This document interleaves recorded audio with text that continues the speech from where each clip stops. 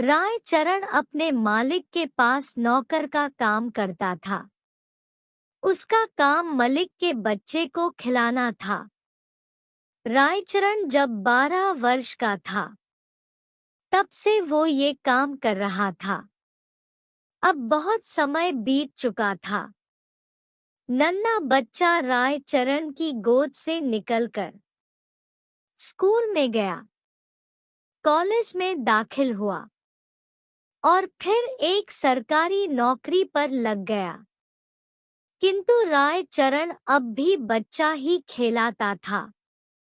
ये बच्चा उसकी गोद में पाले हुए अनुकूल बाबू का पुत्र था।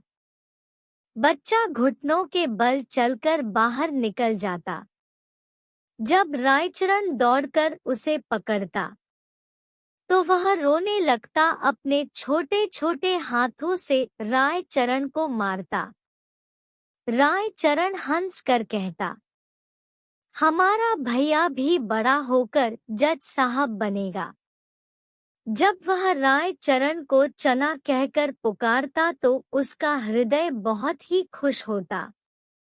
वह दोनों हाथ पृथ्वी पर टेक कर घोड़ा बनता और बच्चा उसकी पीठ पर सवार हो जाता। इन्हीं दिनों की बात है। अनुकूल बाबू की तबदला पद्मा नदी के किनारे एक जिले में हो गया। नई जगह पर जाने से पहले अनुकूल बाबू ने अपने बच्चों के लिए सोने के आभूषण और कीमती कपड़े खरीदे। वर्षा ऋतु का समय था। इन दोनों मूसलाधार वर्षा हो रही थी। संध्या का समय था। बच्चों ने बाहर जाने के लिए जीद की। रायचरण उसे बाहर ले गया। खेतों में खूब पानी भरा हुआ था। बच्चों ने फूलों का गुच्छा देखकर जीद की।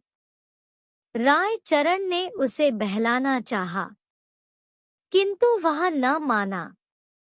विवश होकर रायचरण बच्चे का मन रखने के लिए घुटनों घुटनों पानी में फूल तोड़ने के लिए चला गया। कई जगहों पर उसके पांव कीचड़ में बुरी तरह से धंस गए।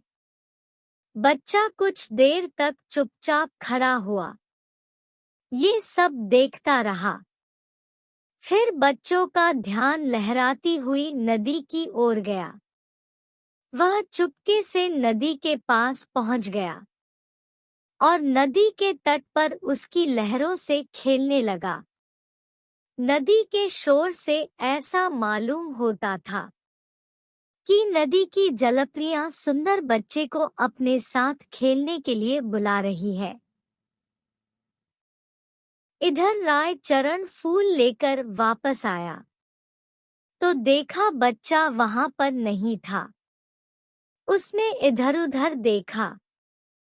उसके पैरों के नीचे से धरती निकल गई।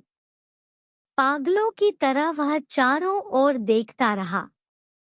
वह बार-बार बच्चे का नाम लेकर पुकारता था, लेकिन उत्तर में चन्ना की मधुर ध्वनि न आई थी। चारों ओर अंधेरा छा गया। बच्चे की माता को चिंता होने लगी। उसने चारों ओर देखा। कुछ व्यक्ति लालटेन लिए हुए नदी के किनारे खोजने के लिए पहुंच गए। रायचरण उन्हें देखकर उनके चरणों में गिर पड़ा। उन्होंने रायचरण से प्रश्न करने आरंभ किया, किंतु वह प्रत्येक प्रश्न के उत्तर में केवल इतना ही कहता कि मुझे कुछ मालूम नहीं है। यद्यपि प्रत्येक व्यक्ति की यह सहमति थी कि छोटे बच्चों को पद्मा नदी ने अपने आंचल में छुपा लिया है, किंतु फिर भी हृदय में कई तरह की शंकाएं उत्पन्न हो रही थी। बच्चे की मां को संदेह था कि रायचरण ने बच्चों को बेच दिया है। वह रायचरण को अलग ले गई और उसे विनती करते हुए कहने लगी, रायचरण तुम मुझसे जितना चाहे रुपया ले लो, किंतु परमात्मा के लिए मुझ पर तरस खाकर मेरा बच्चा वापस लौटा दो। परंतु रायचरण कुछ उत्तर ना दे सका, केवल माथे पर हाथ मार कर मौन हो गया। बच्चे की मां ने क्रोध और आवेश में उसको घर से बाहर निकाल दिया। अनुकूल बाबू ने अपनी पत्नी को बहुत समझाया, किंतु माता के हृदय से शंकाएं दूर ना हुई।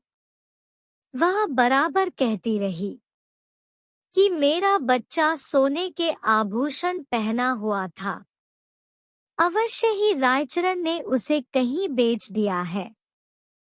इस घटना के बाद रायचरण अपने गांव वापस चला आया। उसे कोई संतान न थी और ना ही संतान होने की कोई संभावना थी, किंतु साल की समाप्ति पर उसके घर में एक पुत्र ने जन्म लिया। परंतु उसकी पत्नी पुत्र को जन्म देते ही मर गई। घर में एक विधवा बहन थी। उसने बच्चे के पालन पोषण का भार लिया। तब बच्चा घुटनों के बल चलने लगा। वह घर वालों से नजर बचाकर बाहर निकल जाता। रायचरण जब उसे दौड़कर पकड़ता तो वह उसे चंचलता से मरता। उसे समय रायचरण की आंखों के सामने अपने नन्हे मलिक की सूरत से जो याद आ जाती, जो पद्मा नदी में लुप्त हुआ था। बच्चे ने बोलना शुरू किया।